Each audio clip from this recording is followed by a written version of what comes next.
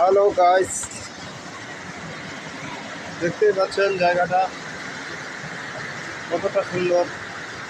ঝর্ণার জল পড়ছে। এই দেখুন ওপরটা কত উঁচু, এর চূড়ায় উঠতে হবে, তারপর বড় মহাকাল পাবো।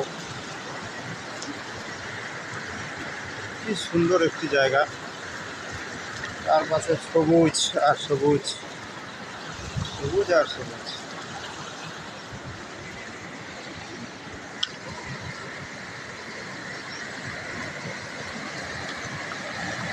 আপনাদের কাছে ভিডিওটা তুলে ধরার জন্যই ভিডিওটা করা। যারা যারা আসেননি বড় মহাকালে তারা অবশ্যই আসবেন, এসে এই জায়গার প্রাকৃতিক সৌন্দর্যটা অনুভব করতে পারবেন। আসলে বুঝতে পারবেন কতটা দুর্গমের পথ, এই পথ দিয়ে যাওয়াটা কতটা কঠিন।